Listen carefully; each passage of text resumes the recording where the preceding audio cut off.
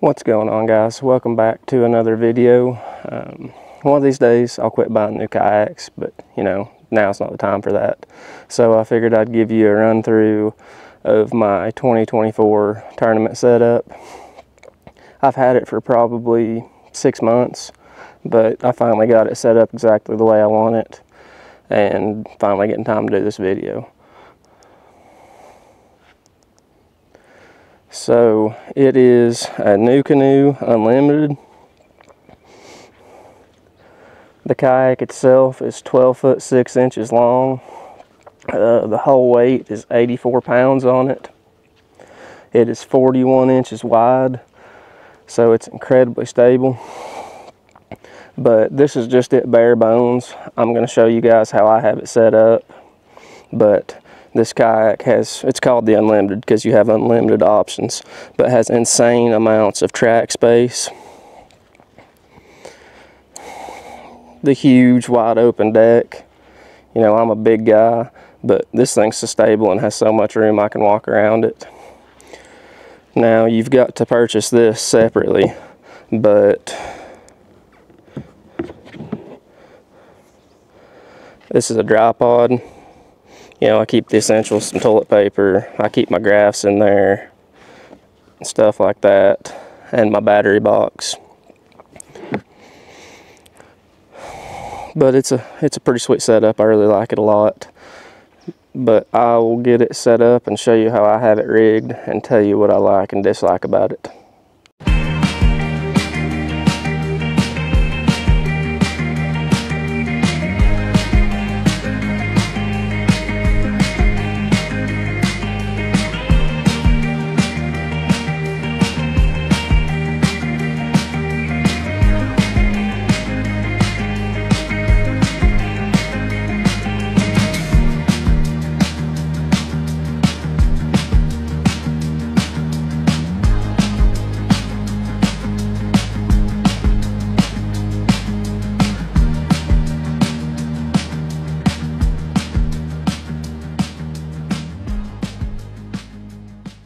Okay guys, so I got all my stuff on it that I would run in a tournament, more or less.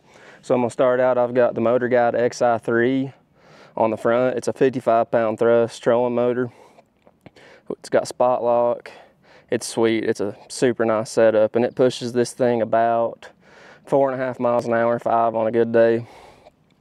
Then behind that, I know I touched on my gear pod, but this thing is super sweet. I keep all this stuff in there. I keep extra baits, I keep all kinds of stuff, and it's actually watertight. I know a lot of hatches and stuff on kayaks aren't. I haven't had any issues with this thing leaking. So then we'll go back. I've got a yak gadget. I can't remember what it's called, but that's what I use my put my fish finder on. I've got my transducer on a yak attack switchblade, and it's got a cup holder, and I keep my scissors and my pliers in it. I think I'm ultimately going to upgrade to the Nucanoe scupper hole retractable transducer mount, but I just haven't done that yet. Then going back, all Nucanoe Unlimiteds have a 360 seat. Now I added the locking mechanism, so I have to pull a lever to get mine to swivel, but I'd prefer that if I'm paddling and stuff. I don't want my seat moving. I've obviously got a kayak cushion on it. The seat before the kayak cushion was super comfortable, but that makes a world of difference, especially spending 8-12 hours a day out there. You'll be a lot more comfortable with one of those. On this side, I just have a Yak Attack paddle holder that holds my catchboard. It's just handy out of the way. I keep it on my left side because I'm left-handed, and that's just what's comfortable to me. Then I run a 16x16 black pack behind it, or behind my seat. I have 8 rod holders on it. It's nothing special, it's just a black pack, but it's nice having the room to be able to put the 16x16 back there. And I've still got a whole bunch of room for my battery box and other stuff that I need. I think I'm ultimately going to take my 13x16 black pack and make a battery box out of it and set it back here. But like I said, my battery box, I run a 100 amp hour amped outdoors battery. It's died on me a couple times, but most of the time I can get 2 days of use out of it as long as I'm not running wide open all day long everywhere. This is a super handy thing that I put on not too long ago. It's the Nucanoe rudder. It's just got the quick connect system, just a couple pins and it drops right in.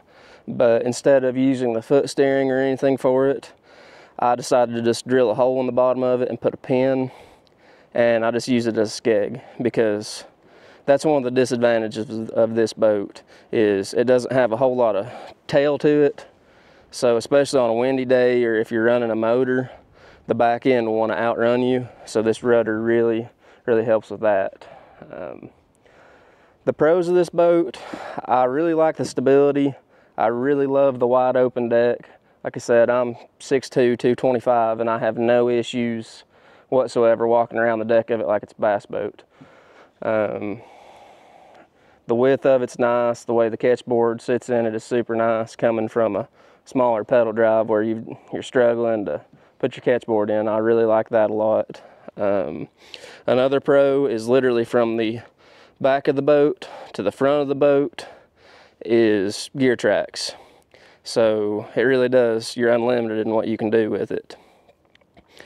Some of the cons, like I said, without the rudder, which is an additional $200, it doesn't track very well. And bare bones, it's a little heavy, and it's obviously super heavy with all the stuff I have on it. But other than that, I don't know of any cons. I really like it. Okay guys, we made it out on the water. First thing I'm going to talk about is the stability of this thing. Like I said, I'm not little, and I'm walking around the deck like it's nothing. This thing is ridiculously stable. I don't have my scupper plugs in right now, so I've got a little bit of water, but it drains right back out. But yeah, I can literally turn my motor on wide open and have no issues whatsoever with stability.